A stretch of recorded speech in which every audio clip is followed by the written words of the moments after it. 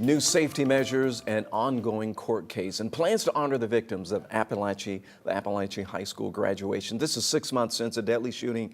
It rocked the community and the country. A lot has changed in Barrow County. Tonight, our Caitlin Ross is getting an inside look at how they're coming together to heal and what comes next.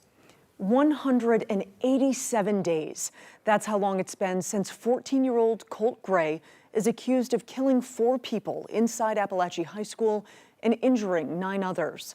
We've been talking to people in that community for weeks about how they're coming together to heal and who's going to show up at court. Every moment in the courtroom feels like forever for the victims of the Apalachee school shooting. You live in grief and you don't want to move on from the day that tragedy struck and the grief started, but you also have to in order to live. Family advocate and Barrow County parent Sarah Snyder sits with the families at every hearing. She says they were encouraged when a school safety measure passed the Georgia State House aimed at preventing future school shootings. It's hard, it's scary. As parents, we want nothing more than to protect our children. And she was there when Colt Gray's father, Colin, was granted bond. Barrow County Sheriff Judd Smith knows there will be many more court dates to come. I guess patience. Let the system fall, let the prosecuting attorneys and the juries come together, and next for us is to make sure they get a fair trial. Suspect Colt Gray turned 15 in jail. He's pled not guilty to the shooting that killed 2 students and 2 teachers at the school in September.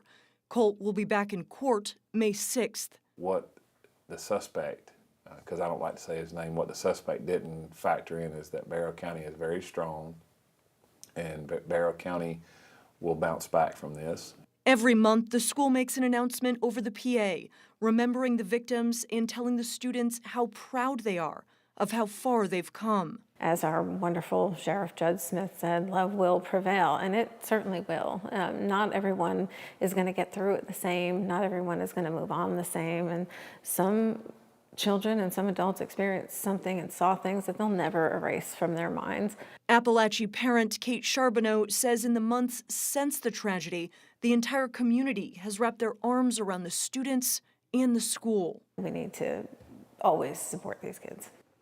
Still a lot to come to terms with. Caitlin, we know that the district just added a new position that looks to help with recovery efforts. What can you tell us about how that looks and what that looks like? Jennifer, it's a really unique idea. It's called a recovery coordinator, and it's specifically aimed to help kids and families as they heal. She just started last week, but they're going to talk through how they honor the victims at graduation and prom, and then how they carry their memories through the school. And I'm sure we're going to continue to follow this story all the way to we get to that point.